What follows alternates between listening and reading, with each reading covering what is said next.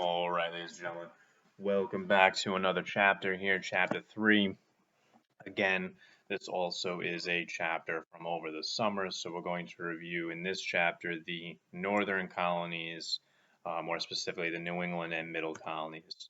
All right, so as we go, okay, this PowerPoint is uploaded onto Microsoft Teams, so you will be able to see some of the questions, multiple choice, and some of the review things I have in here, such as aims and do nows. Again, if we were in class, we would certainly go through this as far as breaking down these quotes, what do they mean, who says it, etc. Okay, let's get to the focus of this chapter, and that's the New England colonies. We're going to start. So last time we left off with the Chesapeake and Southern colonies, what kind of people came, why they came, what happened to them, Native American relationship, etc. So in the New England colonies, let's start here talking about what kind of people and why they come to the New England area.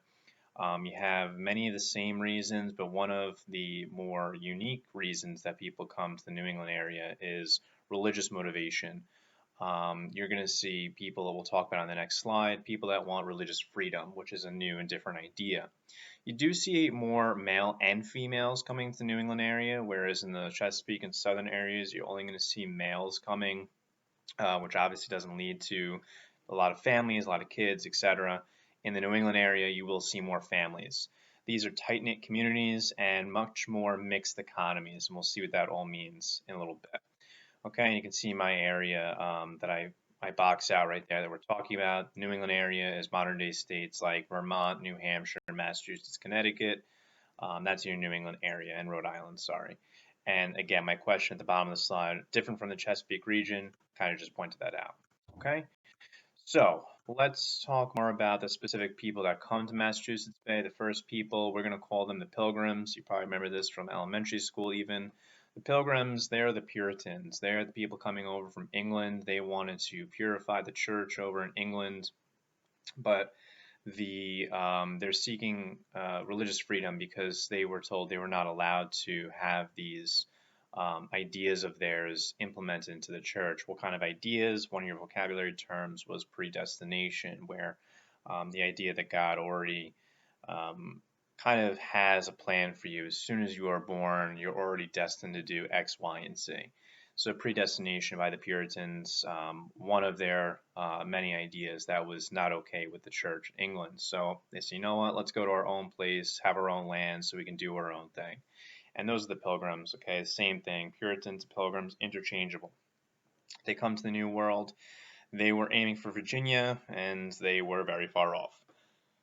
They land in modern-day Plymouth, which is very close to Boston. This is the first Massachusetts Bay colony, and before they get off the boat, they write a very important document. This is called the Mayflower Compact.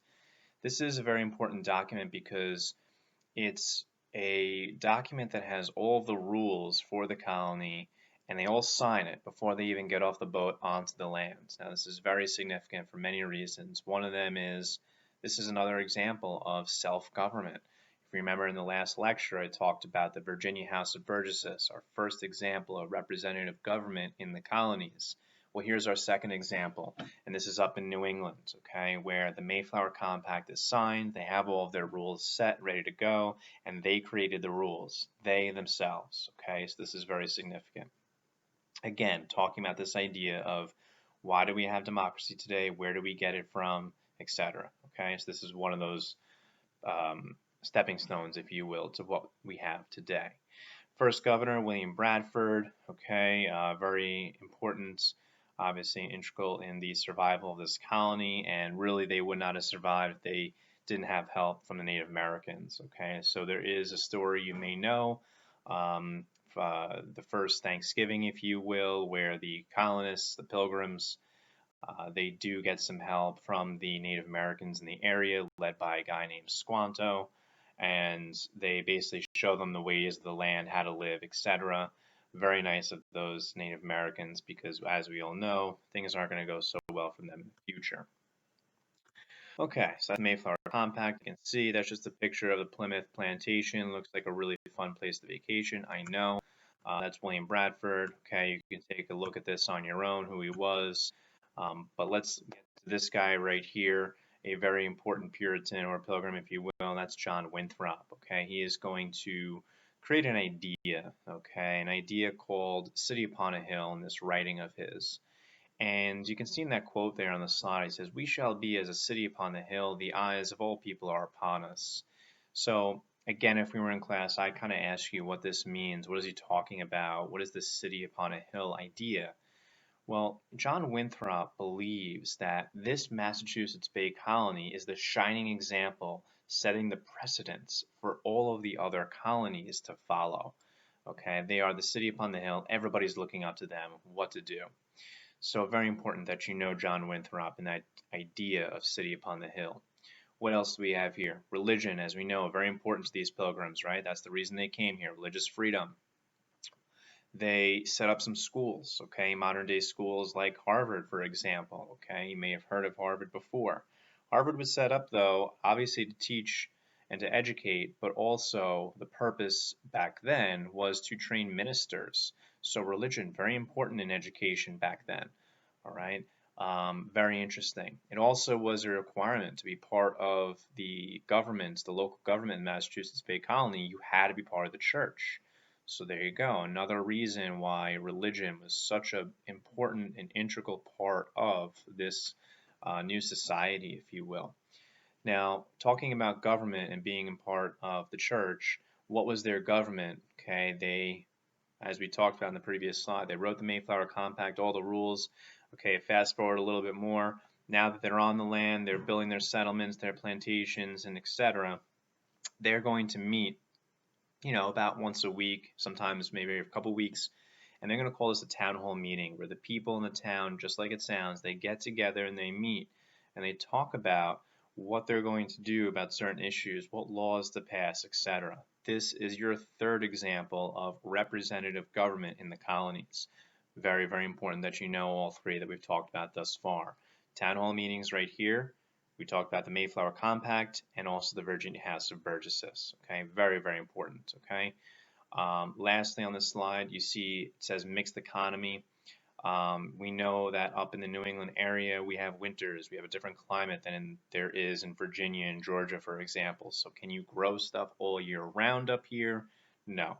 So that means you can't rely your making money just on plantations, on growing crops. You have to rely upon commerce as well, and that is what the Massachusetts Bay will rely on as well.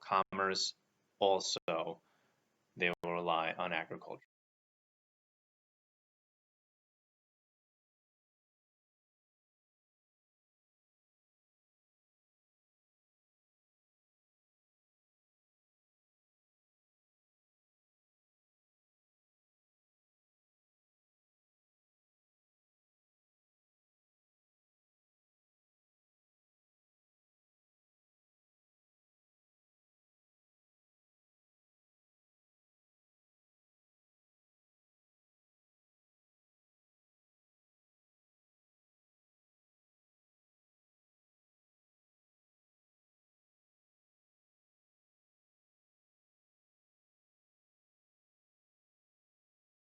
All right, now let's talk about a couple of people who weren't down with the whole religion being part of the government stuff.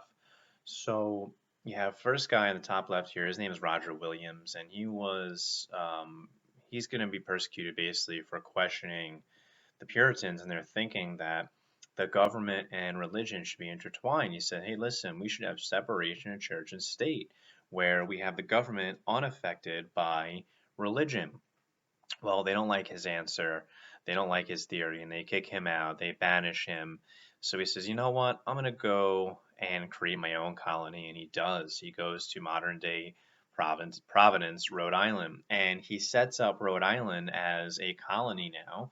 And this colony is going to be very, very unique. And this is very important for you to know because it's the first colony that we have seen thus far that has complete religious freedom. Now, if you remember, we talked about Maryland had a law called the Religious Act Toleration. And that act toleration was great and wonderful. However, if you remember, it was only for Catholics. Sorry for everyone else. Now, this is different in Rhode Island because it doesn't matter if you're Catholic or Protestant or, Jewish, etc. All religions are accepted in this new colony, Rhode Island. So this is very, very important. You must know about the importance of Rhode Island. And now the other woman on this slide, the other person I should say, is Anne Hutchinson, the lady at the top right.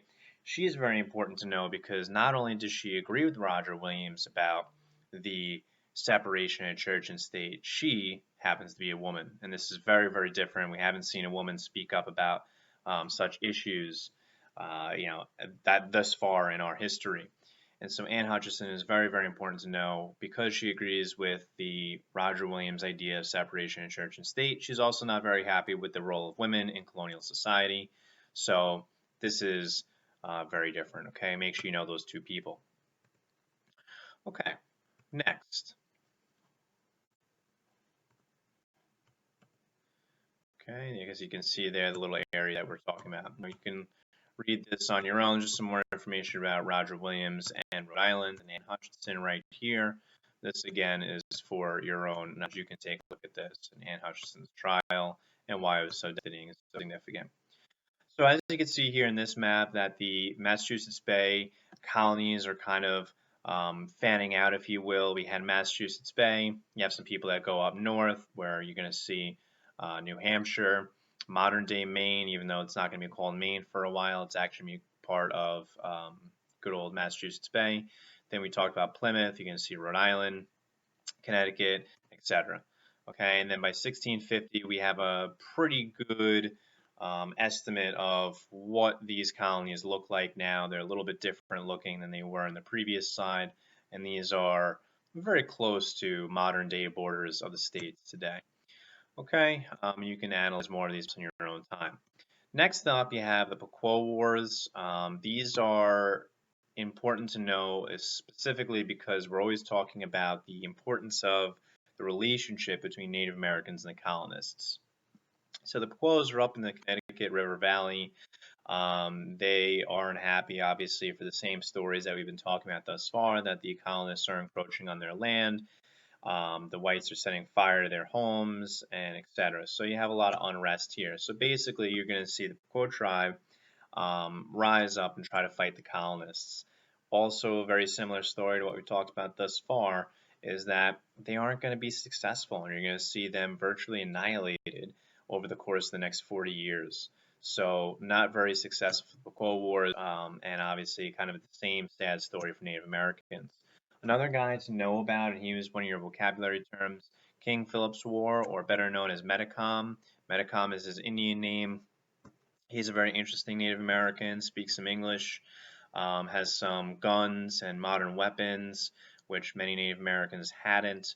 So he was somewhat successful at fighting against the colonists. And unfortunately, though, his success is short-lived because in the end, he will be defeated, he'll be killed, they'll chop his head off and put his head on a stick and kind of parade it around Massachusetts Bay for the purpose of intimidating further Native Americans. So it doesn't end up well for him. Okay, and as you can read here, more about the Pakoras. All right, so population in the New England colonies, you can see that the settlers are on the rise now that they've kind of gotten past those first few years. Things are getting a little bit easier. You see more people. We talked about women are also coming to this colony, so you're going to see more families, more people, higher population. You can see Native American on the decline there, unfortunately. Population comparison throughout the Middle and New England colonies here. Obviously, along rivers, along water is where you see the most density. Okay, and that is going to be it for this chapter. All right, so we've kind of talked about our three different regions here. We've talked about the southern Chesapeake, New England colonies. Next time we'll get into the breadbasket of America, where that is specifically.